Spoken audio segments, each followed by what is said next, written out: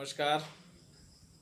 आज मैं आप लोगों को केसरिया विधानसभा के एक ऐसे संभावित प्रबल दावेदार प्रत्याशी के पास ले चलता हूं और रूबरू कराता हूं। आप दर्शकों के माध्यम से मैं इनसे जानूंगा कि केसरिया विधानसभा में क्या समस्याएं हैं।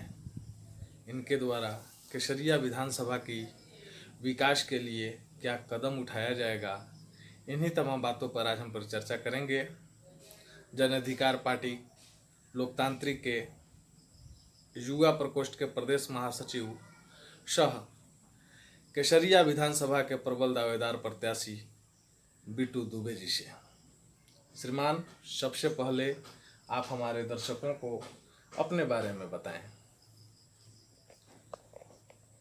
मैं जन अधिकार पार्टी युवा प्रदेश महासचिव बिट्टू दुबे। नमस्कार, प्रणाम। आप राजनीति में कब आए? राजनीति में तो हम 2017 में आए। 2017 में। आप युवा हैं, शिक्षित हैं, एजुकेशन से आपका बहुत पुराना लगाव रहा है। आपकी पारिवारिक पृष्ठभूमि भी शिक्षाविदों की रही है, तो आपने नौकरी के बजाय राजनीति में पदार्पण क्यों किया? इसके पीछे क्या उद्देश्य है? देखिए, मेन कारण है कि पप्पू यादव जी का जो विचारधारा है वो हमको अच्छा लगा और उनका हर काम एक अच्छे होता है, अच्छा ही होता है। और उसी विचारधारा को, पप्पू यादव के विचारधारा को देखते हुए, उनके काम को देखते हुए हम जन अधिकार पार्टी ही ज्वाइन किए। पप्पू यादव के पार्टी ही हम ज्वाइन किए। आप अपना राजनीतिक गुरु और आदर्श किसको मानते हैं? पप्पू यादव जी को मानते हैं, क्योंकि उन्हीं से कुछ सीखने को हमको मिलता है। आज राजनीति में हम जो भी हैं, जैसा भी हैं, अगर कुछ सीखने को मिलता है तो हमारे आदर्श माननीय राष्ट्रीय अध्यक्ष पप्पू यादव जी से ही कुछ सीखने को मिला है हमको। केसरिया में क्या समस्या है? आप केसरिया विधानसभा से अपनी राजनीतिक दावेदारी कर रहे हैं, तो केसरिया में क्या समस्या है, इसके बारे में दो शब्द आप हमारे दर्शकों को बताएं। देखिए, केसरिया में तो समस्या ही समस्या है, हर जगह समस्या है। जैसे आप देख लीजिए कि रोड का भी हाल केसरिया का बुरा ही है ना।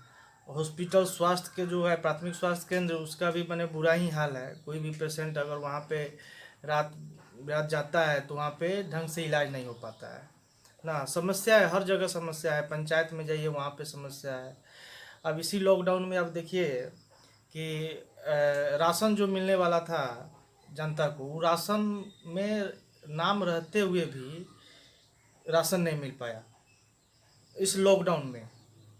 ये कोरोना जैसी महामारी में डीलर कहता था कि नहीं भाई, आपके पास से हमारा नाम कट गया है, दूसरे किसी के पास जाइए। वहाँ का डीलर कहता है कि नहीं, हमारे पास से नाम कट गया है, तीसरे जगह जाइए। जनता इसी भाग दौड़ करती रही और इस भाग दौड़ में पुलिस का भी डंडा जनता के ऊपर चलता रहा। अगर गरीब मजदूर को राशन नहीं मिला, केवल मिला तो पुलिस का डंडा मिला। और यही समस्या है, और भी सारी समस्या है। वहाँ पे कोई अच्छा रोजगार नहीं है कि जो वहाँ पे यूथ है जो रोजगार करे केसरिया में। जैसे में मान लीजिए कि बौद्ध स्तूप है, पर्यटन स्थल है ना। अगर वो बौद्ध स्तूप, अगर उसको पर्यटन स्थल में अगर बदला जाता तो आज बहुत सारे युवाओं को वहाँ पे रोजगार मिलता जी। और वहाँ पे एक तरह से देखा जाए तो और भी हमारे बहुत पुराने हमारे केसर बाबा हैं, शिव मंदिर है, उनका भी अगर अच्छे ढंग से अगर निर्माण करती सरकार तो युवाओं को रोजगार मिलता। पढ़ाई का समस्या है, बच्चे छात्रों को वहाँ पे समस्या है। किसी भी अच्छे स्कूल या प्राइवेट में कोई मैंने सुविधा नहीं है। मुझे जहाँ तक जानकारी है कि आपका गृह, आपका गांव कल्याणपुर विधानसभा क्षेत्र में आता है, फिर भी आप केसरिया से अपनी दावेदारी कर रहे हैं। क्या उद्देश्य है इसके पीछे? जी, तो बात सही है कि मेरा घर कल्याणपुर विधानसभा में है, पड़ता है।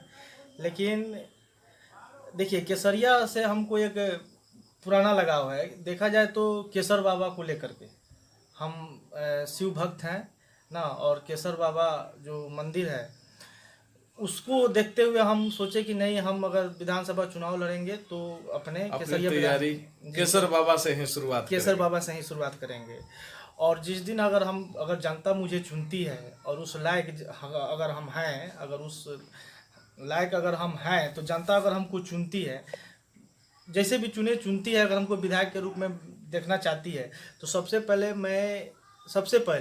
मैं 5-6 काम करूँगा केसरिया के लिए। सबसे पहला काम कि केसरिया का जो हमारा केसर बाबा मंदिर है वो भव्य हो, उसका निर्माण अच्छे से हो, जो यहाँ पे एक तीर्थ स्थल बन जाए।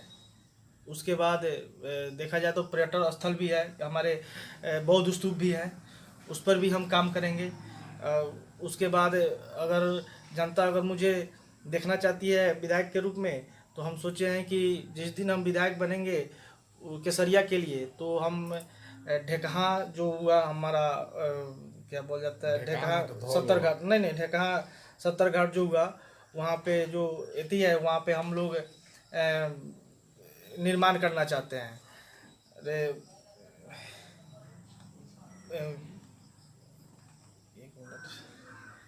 ढेकहा पुल के समीप जो है सो आप नवनिर्माण करना चाहते हैं, वहाँ जो है सो वहाँ के नदी में जो है कि आपकी कुछ कार्य नहीं, होगी या जहाँ तक मुझे जानकारी है कि आपका घर कल्याणपुर विधानसभा क्षेत्र में पड़ता है, जबकि आपकी दावेदारी केसरिया विधानसभा क्षेत्र से है।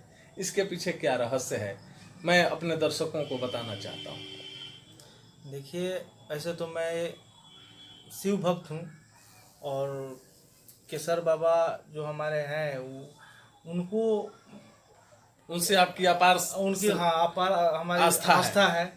अपार आस्था है। और केसरिया के लिए, और पहले तो देखा जाए तो केसरिया विधानसभा में ये सब गांव आते थे ना, लेकिन आज वो बढ़ चुका है ना। ऐसे हम लोग जिस जगह पे हैं वो केसरिया और कल्याणपुर के सीमावर्ती, माने सीमा पर ही है ना। और तीसरा कारण है कि युवाओं के प्रति हम आवाज़ बनना चाहते हैं, युवाओं की आवाज़ बनना चाहते हैं कि वहाँ के युवाओं को रोज़गार मिले। छात्रों की आवाज़ बनना चाहते हैं, किसानों की आवाज़ बनना चाहते हैं कि किसानों की कोई अगर समस्या होती है तो उस आवाज़ को हम ऊपर तक ले जाएं, उस उनके हक और हकूक की लड़ाई लड़े। हाँ, धन्यवाद। उनकी समस्या का मैं समाधान करूं, यही हमारी है कि हम केसरिया से चुनाव की दावेदारी कर रहे हैं। केसरिया विधानसभा में जो उत्पन्न समस्याएं हैं, इसके लिए आपकी क्या मास्टर प्लान है? अगर पार्टी ने आपको टिकट दिया और केसरिया की जनता ने अगर आपको मौका दिया, सड़क से उठाकर सदन तक आपको भेजा, आपको विधायक बनाया, तो आप केसरिया की जनता के लिए क्या करेंगे? आपकी क्या मास्टर प्लान है, क्या सोच है? समस्या विहीन काम करूंगा ना। जैसे कि हो गया स्वास्थ्य को इतना मैं अच्छे ढंग से कर दूंगा कि किसी को यहाँ से जैसे कि पटना नहीं जाना पड़े, मोतिहारी ना जाना पड़े, उसका इलाज केसरिया में ही हो। यानी बेहतर स्वास्थ्य केंद्र। उसके बाद बेहतर शिक्षा, जो आजकल के लड़के लोग जो ट्यूशन के लिए, कोचिंग के लिए चले जाते हैं पटना, देहरादून, कोई कोटा, कोई कहीं भी, वो यहाँ के लोग बच्चे को जाना नहीं पड़ेगा। यानी एजुकेशन हब की व्यवस्था करेंगे आप, यहीं पर बेहतर शिक्षा की व्यवस्था। जी, यहीं पे एजुकेशन हब की हम अच्छी व्यवस्था करेंगे। किसानों के लिए आपकी क्या सोच है? किसानों के लिए आप क्या करेंगे? नहीं, किसानों के लिए भी मैं किसान के लिए भी आपकी एक अच्छी सोच होनी चाहिए। हाँ, अच्छी सोच कि आप किसानों के लिए यहाँ खाद बीज की व्यवस्था कराएंगे। हाँ, अच्छा सिंचाई की व्यवस्था कराएंगे। हाँ, जो इनको कहीं दूर जाना ना पड़े, पटना, मुजफ्फरपुर या मोतिहारी कहीं जाना ना पड़े, वो सब पंचायत में ही हो जाए, मार्केट में ही हो जाए, अपने निजी बगल के मार्केट में ही हो जाए। चलिए, धन्यवाद। यहाँ के केसरिया विधानसभा के युवा वर्ग को आप क्या संदेश देना चाहते हैं? आप अपने पार्टी और अपने राष्ट्रीय अध्यक्ष के बारे में हमारे दर्शकों को बताएं कि आपके राष्ट्रीय अध्यक्ष, आपकी पार्टी की क्या मोनोपोली है, क्या चाहती है, और यहाँ के युवाओं के बारे में आप बताएं कि उन्हें कैसे रहना चाहिए, उनके लिए आप कुछ संदेश दें। ये युवाओं की तो पहली पसंद पप्पू यादव है, छात्रों की पहली पसंद पप्पू यादव है। हर जगह से ही पप्पू यादव को लोग पसंद करता है। और मैं चाहूँगा युवाओं को, छात्रों को और माताओं एवं बहनों को भी चाहूँगा कि एक मौका पप्पू यादव को दिया जाए और उनका बिहार का कमान एक पप्पू यादव को सौंपा जाए। और देखिए क्या होता है, बिहार में विकास ही विकास होगा। पप्पू यादव जी को हम पर पूर्ण विश्वास है और बिहार की हर जनता को पप्पू यादव पर विश्वास है कि अगर पप्पू यादव जी बिहार के मुख्यमंत्री बनते हैं तो समस्या जो है, चाहे वो शिक्षा लाइन से हो, चाहे स्वास्थ्य से हो, चाहे वो अपराध से हो, चाहे वो कोई भी समस्या हो, वो मुक्त हो जाएगा। हम जनता से अपील करूंगा यही, और युवाओं से, छात्रों से। क्या आप भी युवाओं को यह जागृत करके और समस्या विहीन बनाएंगे? हाँ, या केवल आपके सुप्रीमो ही? नहीं, हम लोग भी, हम खुद, हमारी पार्टी जहाँ जहाँ काम करती है वहाँ के लोग भी, हम खुद भी केसरिया में समस्या विहीन काम करेंगे। युवाओं की जो भी समस्या होगी वो हम समाधान करेंगे, उनके हर समस्या पर हम खड़ा उतरेंगे। आप अभी जो लौटे हैं, माननीय सुप्रीमो, आपके पार्टी सुप्रीमो जो ने गोपालगंज में जो कहा है, क्या वह सत्य है कि इस कोरोना जैसी महामारी में चुनाव का नहीं होना ही अच्छा है, या आपके पार्टी सुप्रीमो ने कहा, इस पर आपका क्या मत है? देखिए, पार्टी सुप्रीमो में जो कहा वो सत्य का है, सही का है। हम भी उनके साथ हैं, हम उनके बात से सहमत हूँ। पूरी दुनिया आज कोरोना जैसी महामारी से लड़ रही है और विपक्ष वाले अपना चुनावी रणनीति तय कर रही है, वर्चुअल रैली कर रही है। तो कौन रैली कर रही है ना? पहले जो सरकार में बैठे हुए हैं उनको देखना चाहिए कि जनता अभी कोरोना जैसी महामारी से त्रस्त है, पहले इस ऊपर हम काबू पाए, उसके बाद चुनाव तो होना ही है। आज ना कल चुनाव तो होना ही है, होगा ही ना। लेकिन जनता अब कोरोना जैसी महामारी से हट करके अब चुनाव की ओर रुख मोड़ ली है। और हमारे जो माननीय अध्यक्ष पप्पू यादव जी जो कहें कि नहीं, अगर चुनाव कोरोना में नहीं होगा तो विधानसभा चुनाव को स्थगित करा दिया जाए तो यहाँ की जनता के लिए सबसे बेहतर होगा। इस वैश्विक महामारी से लोग बचेंगे, बहुत, हाँ, बचेंगे। बहुत अच्छी सोच है आपकी और आपके पार्टी सुप्रीमो की।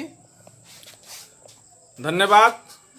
आप देख रहे थे जुआ के अजीज और केसरिया विधानसभा के संभावित प्रत्याशी बिट्टू दुबे जी को, जिन्होंने स्पष्ट और कम शब्दों में ही केसरिया की समस्याएं और यहाँ के युवाओं के बारे में बताया।